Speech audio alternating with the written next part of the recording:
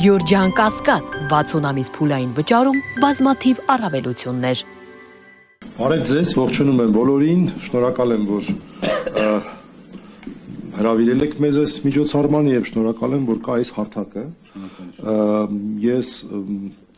անկեղծ ասած մի փոքր այլ բանի մասին եմ պայմանավորվել, որ խոսել, ես ամփոփելու։ Ասացիք ամփոփի, դու ինչ ոնց ուզում ես ամփոփի, ինչ թեմա ուզում ես ամփոփի, չասացի ինչ թեմաներ։ Հա, հասկացա։ Ես ուզում եմ ասել, որ կոռուպցիայից առանձնապես գլուխ չեմ անում։ Մի փոքր գլուխ անում եմ կոռուպցիայի դեմ պայքարից, բայց շատ կարևոր եմ համարում, որ մեր հանրային դաշտը, հանրային գործիչները, թե քաղաքական գործիչները, թե մյուս հանրային գործիչները, այս թեման վերջապես վերցնեն եւ լրջորեն սկսեն զբաղվել համակարգված ձևով, որովհետեւ մենք տեսնում ենք մեր հարգելի գործընկերը Երևանի քաղաքապետարանի ընդդիմադիր ավականու անդամ, բազմաթիվ այլ գործընկերներ, որոնք որ շատ ակտիվ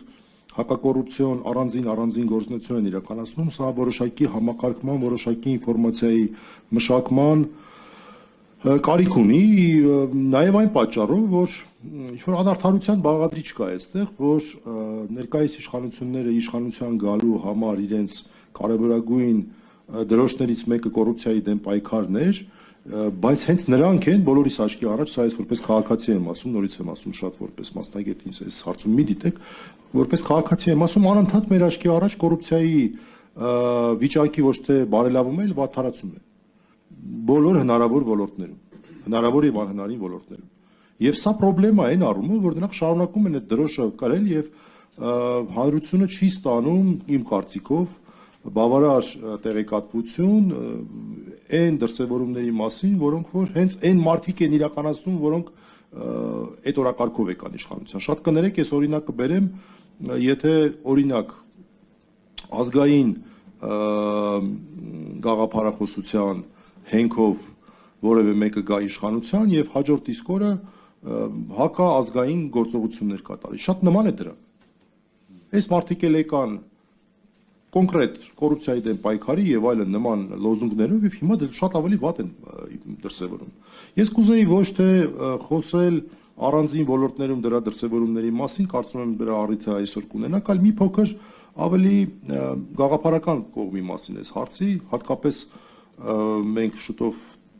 coffee break-ի ենք չէ՞ գնալու եւ նաեւ մտածելու անմիջապես հետո եւ նաեւ խնդրեմ որ հարց չտակ հարցեր կան թե չկան էլի միանգամից ասեմ անկեղծ լինեք հարցեր չունեն կարծում եմ նաեւ մտածելու տեղ այստեղ կտա տեսեք մենք հիմա տարբեր մեխանիզմների մասին ենք խոսում այս մեխանիզմը ներդրվեց բայց ոնց որ թե լավ չի աշխատում այս մեխանիզմը կոռուպցիոն բովանդակություն ունի բայց մենք մոռանում ենք ոչ թե մոռանում ենք այլ երևի թե լավ կլինի ավելի մեծ ուշադրություն դարձնենք նրան որ կոռուպցիայի դեմ պայքարը եւ այլ առհասարակ այս ոլորտը առաջին հերթին գաղափարական բաղադրիչ ունի առաջին հերթին եւ հետաքրքիր է որ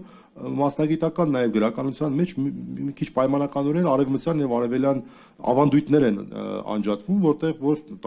որտեղ որ արևելյան ավանդույթում հատկապես շեշտադրված է բարոյական կողմը սրա հիմա մենք մի հատ փորձենք ինքներս մեր մեջ նայել մենք արդյոք մեր կրթական համակարգով բավարար չափով հակակոռուպցիոն կրթություն եք տալի։ Մեր երեխեքը դա համարում են վատ բան, թե չէ։ Ընկալում են սա ինչա թե չէ։ Ընկալում են, որ եթե հանրային պաշտոնյա ես կամ օրինակ, չգիտեմ, դասարանի ավագ ես եւ որևէ բան ես անում քո մասնավոր շահից ելնելով, այլ ոչ թե ընդհանուրի շահից ելնելով, ապա դա արդեն ըստ էության կոռուպցիայի դրսևորում է։ Կամ եթե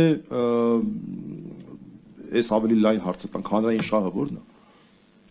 Ես կարծում եմ, որ սա հարցեր են, որոնք որ շատ ավելի խորքային նշանակություն ունեն, նաև հաշվի առնելով են, որ մենք ավելի երկարաժամկետ պետք է նայենք, մենք երեխեք ունենք այստեղ, որ պետք է մեզնից հետո մեր անկախ պետությունը իրենց ուսերի վրա լինի եւ մենք պետք է ամեն ինչ անենք, որ խնդիրները լուծվեն ավելի արմատական եւ խորքային մակարդակով։ Սա մենք համարում ենք ոչ բարոյական վարքագիծ թե չէ, մեր քաղաքացիները դա անցալում են թե չէ։ Անցալում են, որ եթե ինչ որ մեկի ընկերական հարաբերություններ ունի ու դու գնում ես ինչ որ միտեղ պաշտոնի ես նշանակում, դա ինքնին վատ բան է։ Ինչու որովհետև մեկ ուրիշը, որ ավելի լավ կրթություն ուներ, այդ անգլերեն բառը ասեմ merit based, այսինքն արժանինքների վրա հիմնված, նա դուրս է մնում, բայց մի ուրիշը առաջ է գալիս։ Ես նաև որպես դասախոս ասենք օրինակ, երբեմն լինում է ոչ շատ հաճախ այդ ուսանողները ասում են, գիտեք, ես իմ միավորները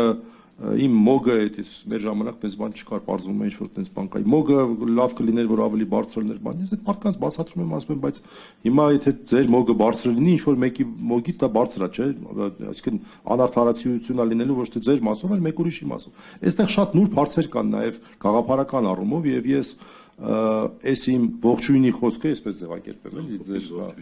ամփոփիչ ողջույնի առաջի մասի ողջույնի խոսքը կուզենայի նաև հույս հայտնել, որ իմ գործընկերը, իմ լավ ընկերը Արսեն Բաբայանը, որ այս գործը նախաձեռնել է, նաև ուշադրություն կդարձնի այս կրթական բաղադրիչի վրա, որը գուցե արդյունավետությունը միանգամից չերևա, բայց ժամանակի ընթացքում երևալու է։ Սա բարոյական շատ կարևոր հարց է եւ սրա վրա կարծում եմ պետք է շեշտադրել։ Այսքանը շնորհակալություն։